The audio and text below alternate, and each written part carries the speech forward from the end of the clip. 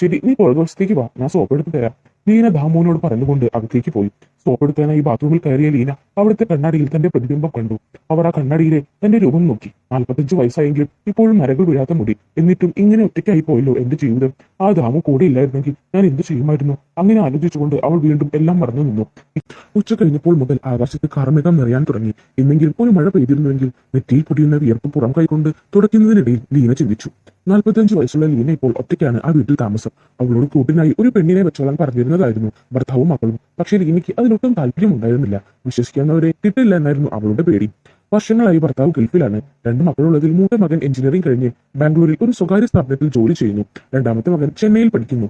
അവർക്ക് ആകെയുള്ള സമാധാനം ദാമു അവിടെ ഉള്ളതാണ്. ദാമുവിനെ എല്ലാവർക്കും വിശ്വാസമാണ്. ലീനയ്ക്കും അവനെ വിശ്വാസമാണ്. അതുകൊണ്ട് തന്നെയാണ് വേറൊരാളെ അവൾ അന്വേഷിക്കാത്തതും. അവൾക്കെന്ന് മാത്രമല്ല, ആ ഗ്രാമത്തിലെ എല്ലാവരുടെയും സഹായിയാണ് ദാമു ആണ് അവൾക്ക് അത്യാവശ്യം വേണ്ട വീട്ടു സഹായങ്ങളെല്ലാം ചെയ്തു കൊടുക്കുന്നത്. കൃത്യമായി അറിയില്ലെങ്കിലും അവന് ഏകദേശം ഒരു 30-32 വയസ്സുണ്ടാകും. എന്തു പറഞ്ഞാലും ഒരു മടിയും കൂടാതെ അവൻ ചെയ്തു കൊടുക്കും. അവന് കാശ് തന്നെ കിട്ടണമെന്ന് നിർബന്ധമില്ല. ഭക്ഷണം കൊടുത്താലും അവൻ സന്തോഷവാനാണ്. ഒരു പഴയ സൈക്കിൾ ഉണ്ട്, അതിലാണ് അവന്റെ ആ ഗ്രാമത്തിലെ കറക്കം. പുലർച്ചെ തന്നെ തുടങ്ങുന്നതാണ് അവന്റെ ജോലി.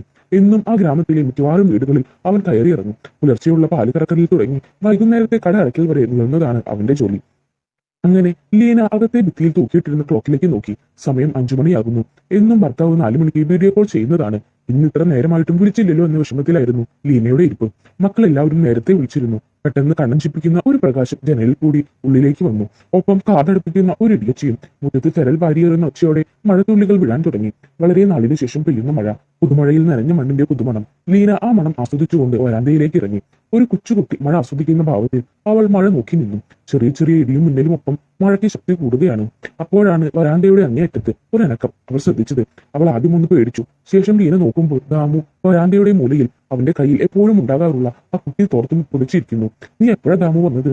ലീന അവനോട് ചോദിച്ചുകൊണ്ട് അവൻ ഇരിക്കുന്നിടത്തേക്ക് ചെന്നു. ഞാൻ ഇടിപെട്ടിയപ്പോൾ ഓടിക്കേറിയതാ ചെയ്യി. മുഖത്ത് എപ്പോഴുമുള്ള ആ നിഷ്കളങ്ക ചിരിയോടെ ദാമു പറഞ്ഞു. അവന് ആ നാട്ടിൽ ഏറ്റവും ഇഷ്ടം അവളോടാണ്. കാരണം അവൾ മാത്രമേ അവനെ ദാമു എന്ന് വിളിക്കാറുള്ളൂ. ബാക്കിയുള്ളവർ അവനെ എടാ എന്നും ദാ പൊട്ട എന്നും ഒക്കെയാണ് വിളിക്കാറ്. എന്നാലും അവൻ അതിലൊന്നും ഒരു പരാതിയും പറയാറില്ല. തന്നെയുമല്ല, മിക്കവാറും എല്ലാ ദിവസവും ലീനയാണ് അവന് ഭക്ഷണം കൊടുക്കുന്നതും പിന്നെ ജോലി ചെയ്യുന്ന കൂലിയും കൊടുക്കും. വീട്ടിലെ ഒരംഗത്തിനോടെന്ന വണ്ണമാണ് അവൾ അവനോട് പെരുമാറുന്നത്. അതുകൊണ്ടാണ് ദാമു അവളെ ഇച്ചേരി എന്ന് വിളിക്കുന്നത്. മഴയ്ക്ക് ശക്തി കൂടുന്നതിനൊപ്പം മഴവെള്ളം മുറ്റത്ത് നിറയാൻ തുടങ്ങി. മുറ്റത്തിന്റെ സൈഡിൽ മഴവെള്ളം ഒലിച്ചു പോകാൻ വെച്ചിരുന്ന പൈപ്പ് വല്ല കരിയിലെയും വീണ് അടഞ്ഞിരിക്കുകയായിരിക്കും. ലീന ഓർത്തു, അത് ശരിയാക്കിയില്ലെങ്കിൽ മുറ്റം ആകെ ശരിയാകുമല്ലോ.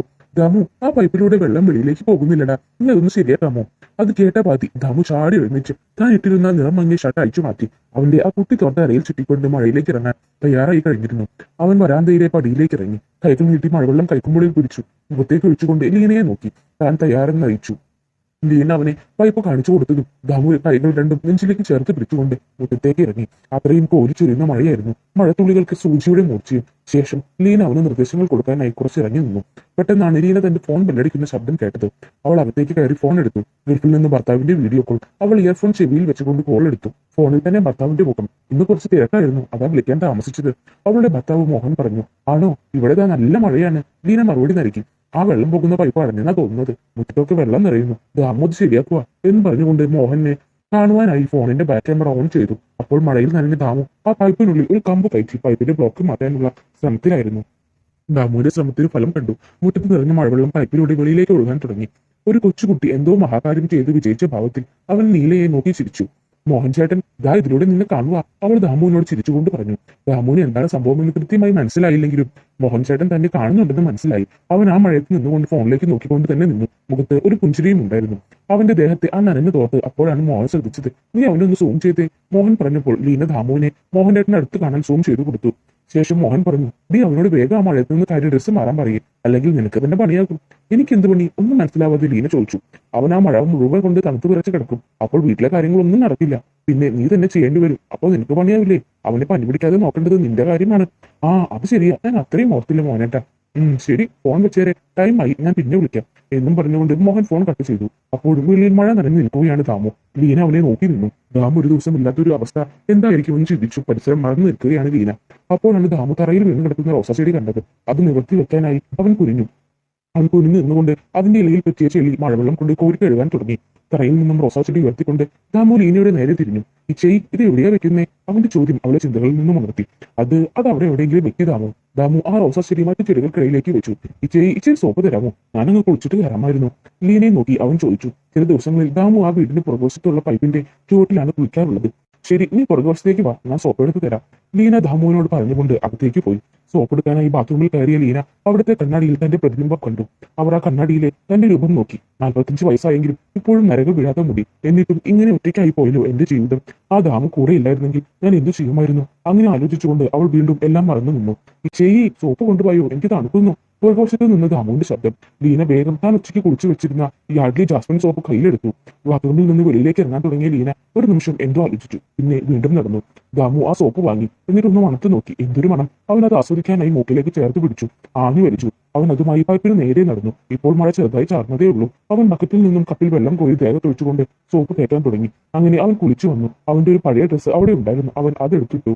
ശേഷം ലീന അവനെ വിളിച്ചിരുത്തി. നിനക്ക് വിശക്കുന്നില്ലേടാ? ആ ഉണ്ട് ചെയ്. ഇനി എവിടേക്കെങ്കിലും പോകാനുണ്ടോ നിനക്ക്? ഇല്ലേ ചെയ്, എന്റെ പണിയൊക്കെ കഴിഞ്ഞതാ. എന്നാ നീ ഇരിക്കും, ഞാനൊന്ന് ചൂടാക്കി എടുക്കട്ടെ. ഈ തണുപ്പത്ത് ചൂടുള്ളത് കഴിക്കാനാ സുഖം. ആ വേഗം ആവട്ടെ ചെയ്. അങ്ങനെ ലീന അവനെല്ലാം ചൂടാക്കി വിളമ്പി കൊടുത്തു. ഒപ്പം അവളും ഇരുന്ന് കഴിച്ചു. നല്ല വിശപ്പുണ്ടായതുകൊണ്ട് അവൻ നല്ല പോലെ കഴിച്ചു. അപ്പോഴേക്കും മഴയെല്ലാം തോർന്നിരുന്നു. പിന്നെ അവൻ പോകാനെന്നും പറഞ്ഞിറങ്ങി. അന്നേരം അവൾ അവന് കുറച്ച് കാശ് കൊടുത്തു. എന്നിട്ട് ഒരു മരുന്നും കൊടുത്തു. നല്ലപോലെ മഴ കൊണ്ടതല്ലേ, ഇത് കഴിച്ചു. അപ്പൊ ജലദോഷമൊന്നും വരില്ല. ആ ശരി ചെയ്യ്. പിന്നെ ചേട്ടായി ഇപ്പോ അടുത്തൊന്നും വരില്ലേ? അറിയില്ലടാ, എപ്പോഴേക്കാണാവോ വരവ്?